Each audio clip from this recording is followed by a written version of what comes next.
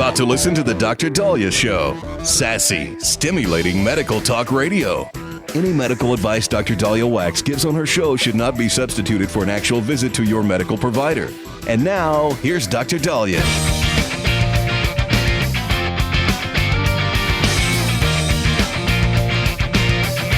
All right.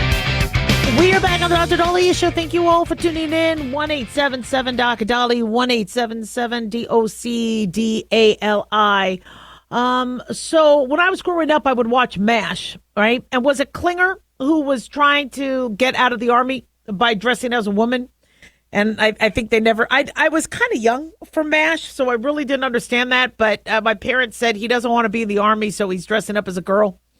And we lost Loretta Swift this last weekend. May she rest in peace, who was known as Hot Lips. And was it Lieutenant Coulihan? I wasn't a big MASH watcher, although I know it spanned for at least 11 years. And, me with my, acclivity for medicine, you would think I would watch it, but I was just kind of young for it. I was still on the Sesame Street stage. But, we never really had, though, the conversation growing up that your friend in class or your classmate could be sitting there struggling with the idea that they are the wrong sex and the wrong gender. I couldn't imagine any of my friends or classmates going through such trauma and turmoil. Well, now it seems to be a very common thing where we have many individuals questioning their gender, questioning their chromosomes, and it's got to be very, very frustrating and scary for them. It has taken a whole nother turn. With the Olympics boxing boxer Iman Khalif, who registered for the sport as a female. I guess we were told that she has Swyer syndrome, a condition characterized by XY chromosomes, typically associated with males. So I guess this has come in. This has been, where, it cites that Iman Khalif did have XY chromosomes. And so, once sports started to now be affected, where individuals who are identifying as a female and then meddling, in terms of their achievement, has now brought so much controversy and questions as to, are there ulterior motives? And so, somebody had emailed me asking, is there a difference between somebody who is transgender or somebody who doesn't like their sex? And there is a difference.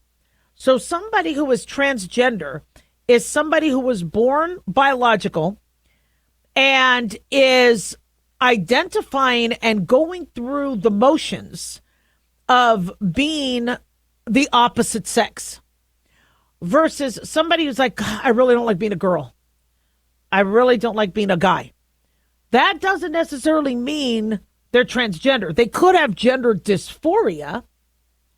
But I'm telling you, me and all my friends, when we got our periods, we hated being girls.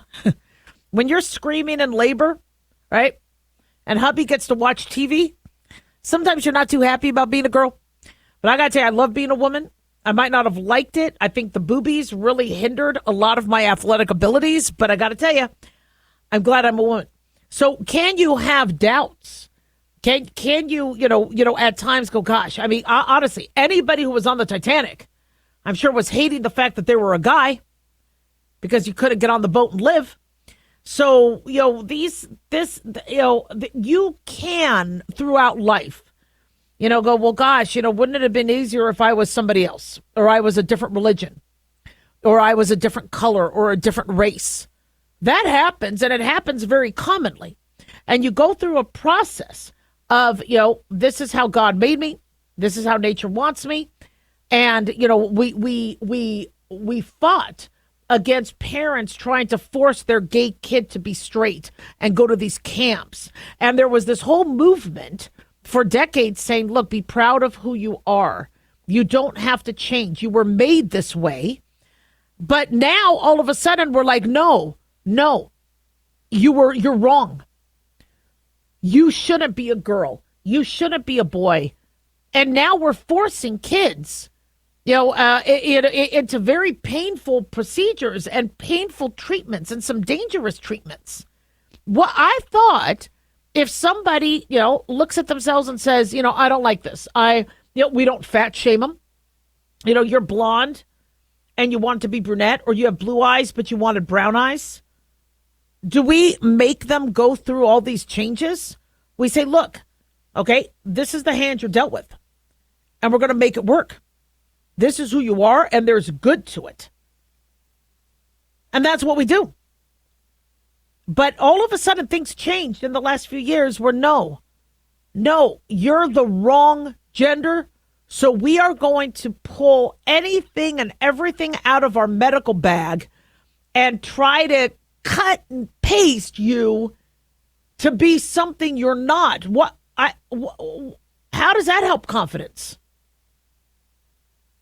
I don't understand that. So, if whenever you do have a family member or a child who is starting to question, and say, look, I'm not a girl, I'm a boy. Okay, talk to us about that. Why? I hate being a girl. Girls have to wear dresses. They don't anymore. Well, girls have to play with dolls. No, they don't. I like playing with cars. I like playing with trucks. So do I. I like watching sports. That's not necessarily a dude thing. We've kind of gotten rid of the stereotypes.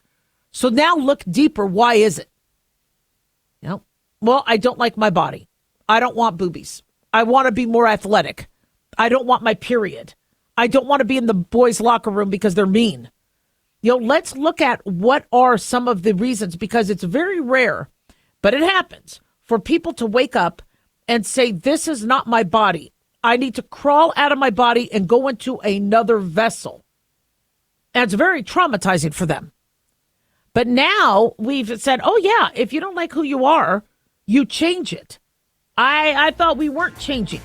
I thought we weren't forcing people who were gay to be straight and vice versa. I thought we were, embracing who you were and pride.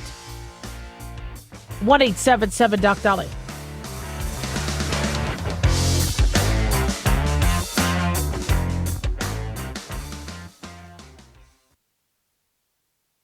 Dr. Daliah here. Are you tired, burned out, gaining weight, succumbing to the daily pressures of life? Well, how's your dopamine doing? How you feel right now, how you'll feel an hour from now, and how you'll feel next week is completely reliant on your dopamine.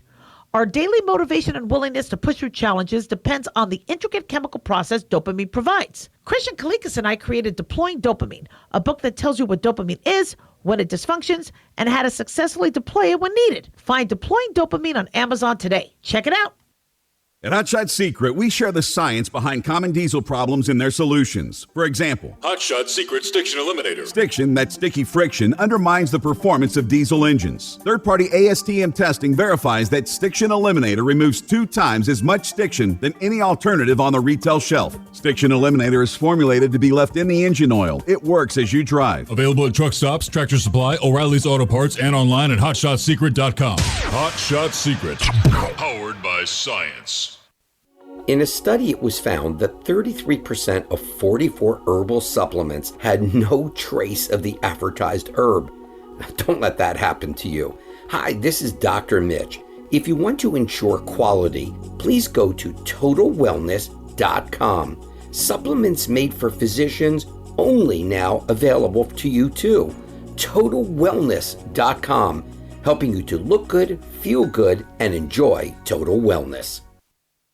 Carl Amari here to tell you about our newest website for old-time radio lovers. It's 100radioshows.com. At this site, there are 5 old-time radio shows waiting for you to download free as our gift to you, and be sure to browse the additional 700 old-time radio shows available to you for 70% off by using the promo code RADIO at checkout. This is a limited-time offer, so log on to 100radioshows.com. That's 100radioshows.com.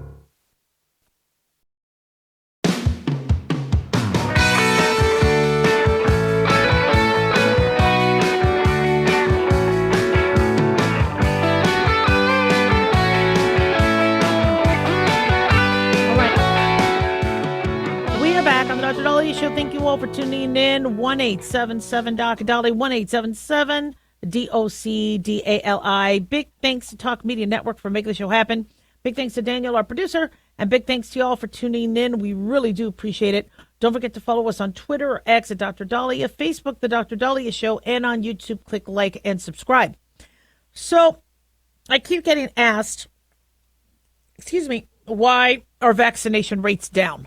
My answer is because of what they did with the COVID mandate, but they don't like that answer. But we have to, as doctors, as public officials, as parents, have some honest conversations about how we're going to protect our kids, how we're going to move forward with vaccines, as we are seeing vaccination rates plummet across the U.S., especially for measles. There was a study that was published in JAMA this week.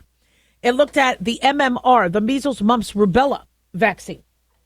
And they looked at it by county where data was available.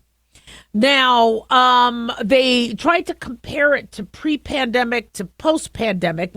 Apparently the researchers didn't have data from all the states, but of the 2,066 counties in 33 states, 78% of them reported a decline in vaccination rates. Now, and mind you, there's also been increased enrollment as we've had the border open, as we've had, more the population rise. So if they didn't necessarily account for that, then the number could even be higher. So researchers found that the county level mean vaccination rate decreased from about 94% to 91% after the pandemic. Now, for herd immunity, and herd immunity is where the little innocent little in the herd, get protected by all the bigger animals in the herd who could deflect any disease because they are offering protection to the young ones. Herd immunity is for those individuals who can't get the vaccine or immunocompromised. If you have enough people shielding you, being vaccinated, then we might not necessarily have polio or measles, mumps, rubella come back. Well, measles has made a resurgence, and it has come back even in individuals vaccinated. There was a boy who just died from Haemophilus influenza, and the parents said he was vaccinated. So before anybody starts to shut any doctor up about having an honest conversation about how our vaccines are working, shut up yourself. I mean, we really need to reevaluate because a parent doesn't want to think their child is completely immune. Like they tried to say with COVID, if you get the shot, you're immune and you won't spread it. So we'll only allow you in a restaurant or school or wherever or into the country. And the BS that happened across the globe when we doctors are like, look, it doesn't mean they're going to be immune. They could still carry the virus. They could still get the virus. They could still give it. Now, it could improve the morbidity and mortality rates. It could prevent them from dying, but you can't be lying saying they're sterile. Well, so parents want to know, look, what's going on here? How many of these measles cases that have spiked are in vaccinated versus unvaccinated? If any of the cases are in vaccinated, and we think a small amount are, why? Is the vaccine obsolete? Do we need to do a booster? Now, I had predicted early on that parents were going to, if you mandated the COVID vaccine, I know Biden promised he wouldn't, but I'm like, if he does, you're going to have parents say to hell with the whole vaccine program. And sadly, that's what happened. And parents pulled their kids out of school so they wouldn't have to vaccinate. And so RFK Jr. is looking at, one, the safety and efficacy, which is important because parents feel that if a child has a side effect, it gets, it gets silenced. And parents are worried. And the majority of parents I know are not anti-vaccine. They love the fact that we have a polio vaccine, a tetanus vaccine. But what they're worried about is the numbers. So there's a respiratory syncytial virus vaccine the kids have to get. Then the hepatitis that they get at birth, 2 months and 6 months. Then the rotavirus vaccine. There's a 2-dose series and a 3-dose series. Then there's the DTP or the DTAP. Your diphtheria, your tetanus, and your acellular pertussis that you get your first, second, third dose at 2, 4, 6 months. then at a year, and then I think at 4 years old, and then you get a booster again in middle school, and then every 10 years. There's a Haemophilus influenza type B. Again, 2, 4, 6 months, year. Pneumococcal vaccine, same thing. Inactivated poliovirus. MMR, when you're older, varicella starts at age 1. MMR starts at age 1. Hepatitis A. HPV. So these kids are getting at least 30 plus injections. And that's not even including flu and COVID. People got so mad that RFK Jr. said we don't have to recommend annual COVID vaccines. But, again, I want to look at the big picture. I don't like having polio scares the hell out of me. I love that we have a polio vaccine. I don't like measles, mumps, rubella. I don't like any of these diseases.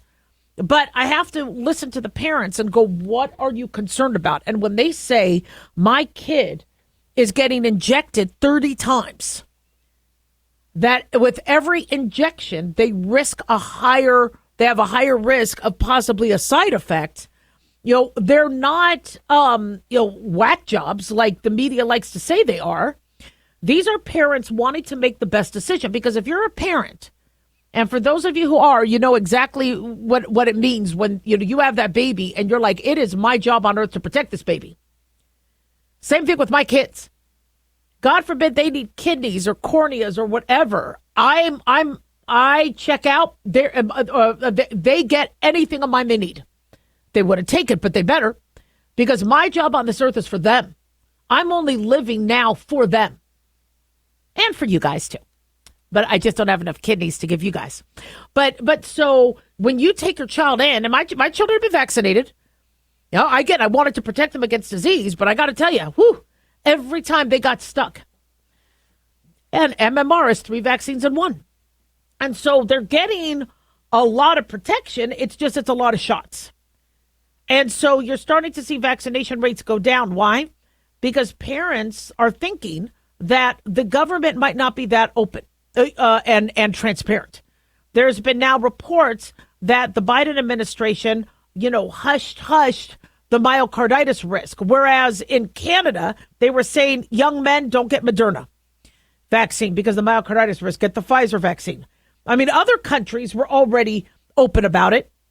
But, they're saying that the Biden administration held back. Well, then parents are thinking, well, then what about the hepatitis vaccine? What about the polio vaccine? What do I do? So RFK Jr., perfect timing, says he's going to increase the transparency, have the studies available. I'm waiting for that, though. But he said he would help parents do their own research.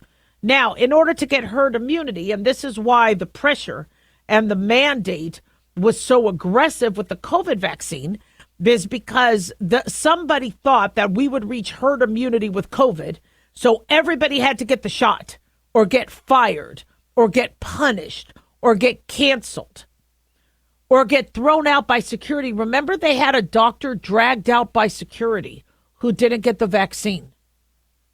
Are you kidding me? All those doctors and nurses who were on the front line when COVID first started, who probably had some element of natural immunity, you're going to fire them now?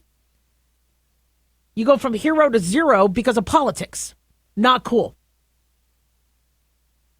So, we want to trust, like for me, I tell everybody, go to the CDC website. But when people say, I don't trust the CDC website because they're not going to list the side effects, well, then the CDC website needs to. Let parents make an informed decision. See, in the olden days, it was do what your doctor says. And the doctor would, tell you what to do. And you were like, yes, sir. And that's it. I never wanted to practice that way. I know people think doctors love that. But no. What I did is I offered a buffet. And I go, look, this is your medical issue. These are your options. But I need you engaged in this decision, because if I tell you what to do, it won't happen. But I need to know that you're on board. And maybe that's one of the reasons why I was never sued, because I took the time to explain what was happening, what they needed to do, and let them make the decision. Well, when it comes to vaccines, public health officials are like, no. We can't give people the choice. They have to vaccinate, or we have all this disease all over the place. Well, that didn't work with COVID because COVID was all over the place anyway. If you want parents to vaccinate, let them have access to the studies and see the safety studies. Or understand that there could be risk. Don't lie. There's risk to everything. We're not stupid. But explain to them what the risks of polio are. Explain to them what the risks are. And don't be mandating things that shouldn't be mandated.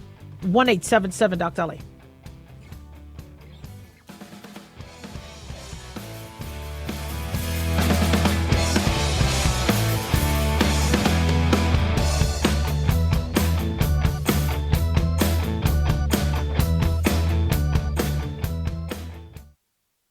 At Hot Shot Secret, we share the science behind common diesel problems and their solutions. For example, Diesel fuel cetane levels. in many states, the cetane rating in diesel fuel is 42 to 45. Most diesel engines operate more efficiently with a cetane rating of 48 to 50. One treatment of Hot Shot Secret Diesel Extreme will raise your cetane 7 points, increase fuel economy, and improve cold starts. Due to a cleaner burn, there are less hydrocarbons and particulate matter in your exhaust. This reduces the blockage of your diesel particulate filter. Using Diesel Extreme generates 83% less DPF regeneration. The 6-in-1 Diesel Extreme formula also includes the most concentrated detergent on the market, lubricity enhancer, water demulsifier, rust and corrosion inhibitors, and a fuel stabilizer. Hot Shot Secret Diesel Extreme is available nationwide at truck stops, fine farm and auto stores, and online at hotshotsecret.com. Hot Shot Secret, powered by science.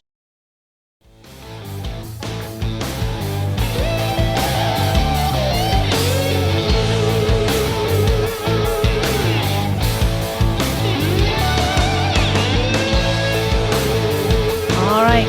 We are back on the Dr. Daliah Show. Thank you all for tuning in. 1-877-Doc-Dali, 1-877-DOC-DALI. So cancer has been on our minds for a while.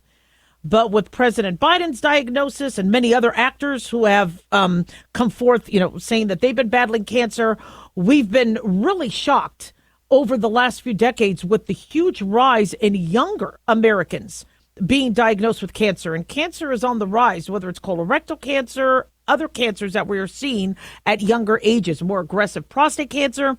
So according to research presented by the American Cancer Society, more than 2 million Americans are going to be diagnosed with cancer this year alone. But thanks to earlier detection, innovations, and new treatments, cancer fatality rates are falling. But researchers have discovered this rise in early onset cancer diagnoses, also breast cancer, in addition to colorectal cancer. And one recent study indicated an increase in the incidence of 14 different types of cancer among people under 50. I am extremely excited about our next guest, Dr. Mohit Monroe, Senior Vice President of U.S. Oncology at AstraZeneca. Mr. Monroe, we are so grateful to have you on. Thank you so much for joining us. It is my pleasure. Thank you for having me. Wow. So, we talk about early onset cancer. Talk to us about what early onset cancer is. So when we think about cancer, generally we think about cancer in older adults, right? And when specifically those cancers start to be diagnosed in people under the age of 50, that's what we call as early onset of cancers. And it's not just about the age at which they get diagnosed. Sometimes these early onset could also mean those cancers are much more aggressive or are less responsive to treatments or may require a specialized treatment approach. And you talked about the number, about 2 million patients, 2 million people will be diagnosed with cancer in the United States this year itself. That comes to about 5,600 people daily. And then when you look at those under 50, within that also, women under 50 are nearly twice as likely to be diagnosed with cancer as men under 50. So understanding the early onset, understanding the populations is absolutely critical. And it's a big challenge because detection of these, many younger people will say, you know what, if I have blood in the stool, it's just a hemorrhoid because I'm only 30. And I'm seeing a huge rise in colorectal cancer patients that are younger. So talk to us about, what sort of tips in terms of detection are needed in the younger population. Yeah, no, absolutely. Look, first and foremost, it's about education. We need to we need to understand what are the risk factors of cancer, what are the symptoms of cancer, and different types of cancer, so that we can get ahead of it. And it all starts with a conversation with your healthcare professionals, with your physician when you go for your annual exam or when you visit them. Ask about, are there any risk factors that I need to be worried about? Are there any screenings that are eligible? And talking about screenings, you talked earlier about 14 types of cancers whose incidence is increasing in younger population. Many amongst those are screenable, like breast, colorectal. So how do we ensure that we have people being aware of this and they're talking about this and getting ahead with screening and putting their mind to rest is the best thing to do. Exactly. I've been really grateful for AstraZeneca. They're providing this segment, but all the work they've done, I've worked closely with AstraZeneca for years. Talk to us about the medical community and companies such as AstraZeneca and how they're helping and answering our call to help. Yeah, so thank you for your words on AstraZeneca. I should share with your listeners that at AstraZeneca, we have a bold mission to work towards eliminating cancer as a cause of death. And we know we cannot do it alone. So working in the ecosystem is absolutely critical. It starts with taking approaches on early detection. So we work with multiple organizations in different zip codes at national level, like with Hockey Fights Cancer, or in different zip codes with local communities to drive awareness, but also uptake of early detection. At the same time, it's also critical when people are diagnosed with those cancer. We move away from one-size-fits-all treatments to more personalized treatments. Mm-hmm. We're living in this golden era of oncology where we are learning so much about cancer, what drives it at a personal, individual level, that we are able to now design and tailor treatments for those specific cancers, for those specific patients, using specific diagnostic tools as well as treatments. So that's where the medical community is at, and we've been really having some great transformation and some new treatments coming to life from that perspective. Oh, we're excited. For those of you just joining us, we're talking to Mohit Monroe, Senior Vice President of U.S. Oncology at AstraZeneca. Yeah, can you kind of share some of those new therapies and treatments? Yeah, I'm absolutely. I'm dialing in today from Chicago, where we have got this is where we have got that conference going on, which is world's largest gathering of oncologists, researchers, and healthcare professionals in the cancer space. You can think of this as a Super Bowl of cancer research, yes, where we are all coming together to share the latest breakthroughs. We are as AstraZeneca, we are taking center stage for a 7th consecutive year, where we are showcasing data which is transformative. In breast cancer, we talked about breast cancer incidence increasing in younger populations. We just shared a study yesterday which is going to change and transform care, where we are moving away from people waiting from scan to scan to find out if their cancer is under control or it is progressing, to using a blood-based test to get ahead of early signals when the cancer starts to progress, and switch treatments so that we can keep cancer under control and keep quality of life for those women whose breast cancer is being treated by the current therapies. Very exciting time. And actually, this is where science is coming to life for patients who are today facing cancer. So, having worked with AstraZeneca, when AstraZeneca came out with Crestor and Symbicort, these, the research behind these drugs and how effective they were and how life-changing it was for patients' morbidity and mortality, whether it was asthma or cardiovascular disease, was phenomenal. And so there's a lot that has to go into. Talk to us from the pharmaceutical company standpoint. What goes into making these treatments and the research and all that work that goes into it? Absolutely. I mean, it takes a village. It starts all the way from understanding the disease, understanding the biology of cancer in this case, on what drives cancer, what are the different pathways different cancers take to grow and expand in an individual body. So every passing day, there's so much research that's happening to understand that. Once you understand, then it's about drug designing. How do you design drugs to block those pathways or attack those pathways so that cancer cannot grow in your body? Then it has to go into trials, see whether those are safe, effective, and there's a lot of community that gets involved in trials, including very thankfully to those patients who become part of the trial to see how effective those therapies is. And then we have to get it to every zip code so that people can benefit. So there's a lot that goes on, and it takes only 10% of the drugs that enter into clinical trials get approved and are there in clinics. So it's you start with a big funnel and you narrow down to very small. So at AstraZeneca, for example, we invest about 25% of our sales back into R&D so that we are learning more about these diseases like cancer, cardiovascular, etc., so that we can help our population to tackle these and continue to thrive and live their lives. Well, man, we appreciate you. How can my listeners go for more information? Best thing, always, if you have any concerns about your health, seek advice from your healthcare professionals. I talked about earlier the importance of knowing screening. 65% of Americans are not up to date with cancer screening. So next time you're at your doctor, ask them about what your risk factors are and what screenings you may be eligible for. I want to remind your listeners that today, where we stand, cancer is screenable, detectable, treatable, and very, very importantly, survivable. So it starts with a conversation with your HCP, with your doctor to understand and get ahead, but also encourage you to have similar. Absolutely. We are so grateful for you. Thank you for joining us. Can't wait to have you back. Thank you. My pleasure. 1-877 Dr. Daliah. Don't go away.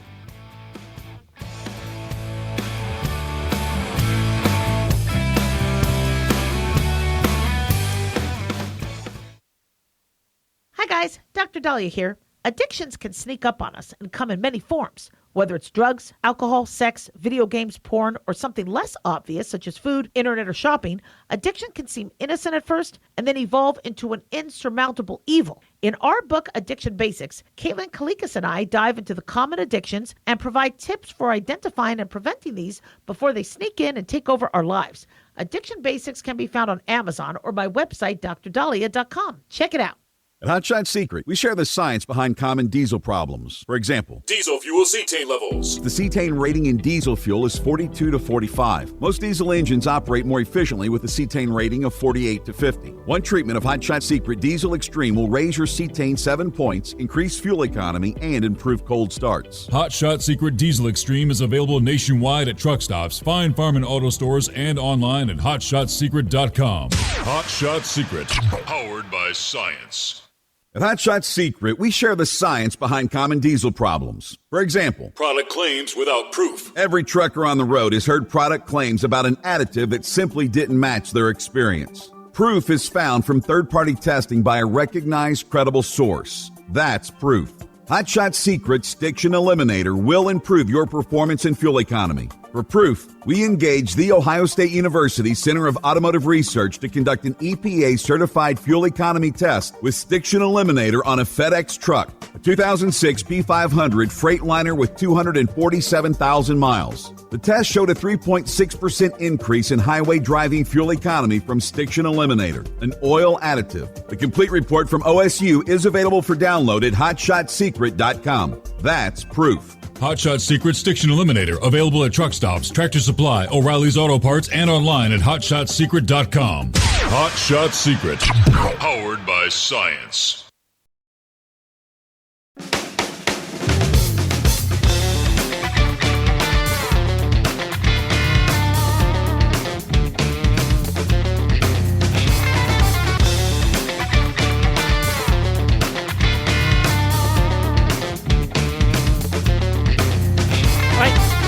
Back on the Dr. Daliah Show. Thank you all for tuning in. 1-877 Dr. Daliah, 1-877 DOCDALI. So one of you asked if we are going to repeal and replace Obamacare. And apparently there's been some reports that the GOP is working on something similar to that. From what I understand, the second time around for the campaign with Trump, he didn't necessarily bring up repeal and replace Obamacare because he wasn't able to do that first term. The way the Affordable Care Act was built and designed, it would be like cutting the red wire. The system would implode, and that's exactly how designers of the bill did it, because there were 2,000 plus pages of all sorts of other things in it that you would have to, if you wanted to fix health care, do it a little bit more precisely than saying we're just going to take that crappy bill that passed in '09 and say it's null and void. So where we are right now is people cannot afford their health insurance. And as a result, the Affordable Care Act says what we're going to do is we're going to pay the health insurance companies a percentage of what they're charging you so that you can afford your health insurance on the exchange. Meanwhile, the rates went up and they went up and they went up. So insurance companies could get more money and more money and more money. Yet the average American says, look, even with the exchange, I'm not getting cheap health insurance. My deductible is still high. So we have so many underinsured people that somebody needs to do something with Obamacare. One positive thing with Obamacare was protecting pre-existing conditions. I like that, and I hope we still maintain that. And making sure that physicals get covered. I thought that was ridiculous that somebody would come in with a for physical and insurance wouldn't cover that. The problem is the physical that you think you're getting is much bigger than the physical you actually get for free on Affordable Care Act. But at least you're getting a physical. But so much of it really hurt our healthcare system, which is why I think the Affordable Care Act killed healthcare. And possibly was the first step to us going socialized, which I really don't want to do. I do not want us going socialized. So when one big dangling carrot was we're going to expand Medicaid. So if we expand Medicaid, if you repeal and replace it, then you kick all these people off Medicaid.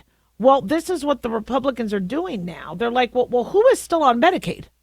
We expanded Medicaid because there was a horrible recession. And that recession went on until 2015. And if people didn't have health insurance or jobs, then they could get on Medicaid. Medicaid is not for people who are physically disabled. Medicare is for that. So people on Medicaid are healthy overall. And so it should be temporary. The recession ended in 2015. So they should have been able to get jobs. Then COVID happened. But why are, we have 76 million people on Medicaid? Well, it's because the Affordable Care Act didn't work. The insurance is unaffordable. The deductibles are ridiculous. So to fix the Affordable Care Act, we probably need to stop incentivizing these health insurance companies to keep increasing their rates, because then they get more money. So the higher their rates are, the more money they get through the Affordable Care Act. So what's to stop them? Now, originally in the bill, especially like in California, they said, well, you have to show us why you're raising your rates. There has to be some transparency, which I liked and made sense. But they said whatever the insurance companies showed, they were like, oh, I guess you're good. It is costing you that much. But I'm looking at these insurance company buildings.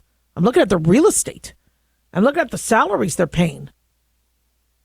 There's a lot of waste, fraud, and abuse. And so what the GOP wants to do is look at waste, fraud, and abuse with some of these bills that went through. And so, yes, they could start to limit the gravy train going to insurance companies. I mean, remember the millions upon millions of dollars spent on the websites and all the advertising and campaigning for it. With that money, you guys could have opened up clinics across the country, had doctors staff it, either pay the doctors or have doctors get free medical licensing and CME for a 1 day a month volunteering. All these old CTs and MRIs that get traded out for newer, have those donated to each city sector for there to be CAT scan and MRI. I mean, there's a way to do this. But no, it was much easier to say we're going to just pass a bill and pay the insurance companies more money. So when people say, oh, the GOP is working to repeal and replace, I think what they're doing is they're trying to figure out how do we get the deductibles back down? How do we have able-bodied Americans back at work and getting on employer-based health insurance? What is the money being spent on? Let's look at the federally subsidized insurance marketplaces. Is there fraud or abuse? And let's stop that. So, there's the Senate is now looking at the bill. I believe, let me see, this comes from the Washington Post. They say that Republicans found more than $800 billion over 10 years in savings from Medicaid and the marketplaces. So, and I guess the Senate is now considering that and making changes. Then it'll go back to the House. But, we have Medicare for people who are not able-bodied. But for those with Medicaid, if they work, then they pay taxes. They also are healthier. Are these individuals not working? With Medicaid, you don't have medical conditions. This is more for people who can't afford health insurance. So there being a work requirement shouldn't necessarily be that big of a shock, because the average person on Medicaid wants to work and be productive. And so then why would anybody be against that? And it's not a 40-hour a week. It's 20 hours, they've suggested.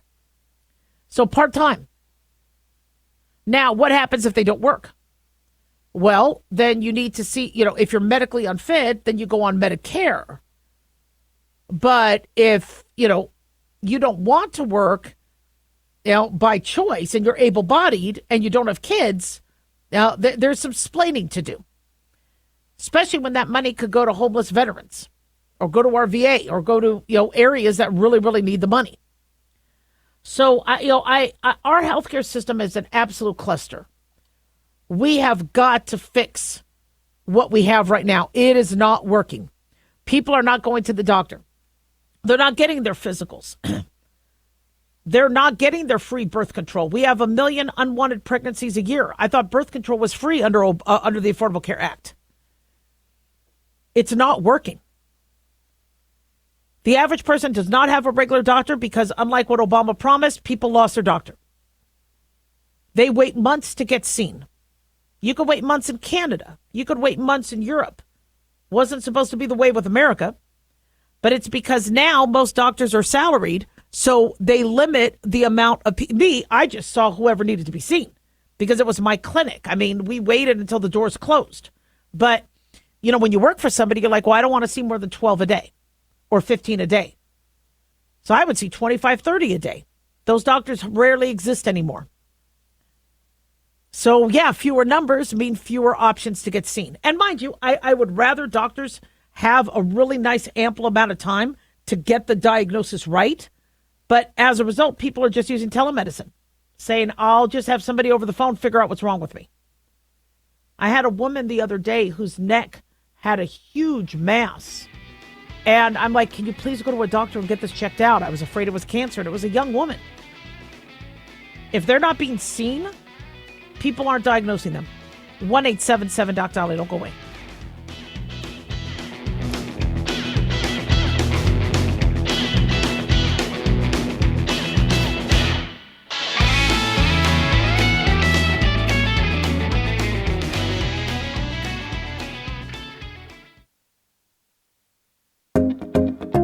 Did you know that healthy arteries make a gas? Yes, actually 3 known gases. Hi, I'm Dr. Mitch, and nitric oxide is a gas that's readily made all day long to keep our arteries open by relaxing the blood vessel walls. By doing this, our circulation is increased, bringing blood, oxygen, and nutrients to every part of your body. Both age and poor diet can lead to a loss of this precious gas, and in turn, blood pressure can go up, energy can go down, and you can get tingling in your hands and feet. Well, our product, Ultimate Nitric Oxide, can easily help fix this lack of nitric oxide. Go to TotalWellness.com. That's TotalWellness.com, where we are helping you to look good, feel good, and enjoy total wellness.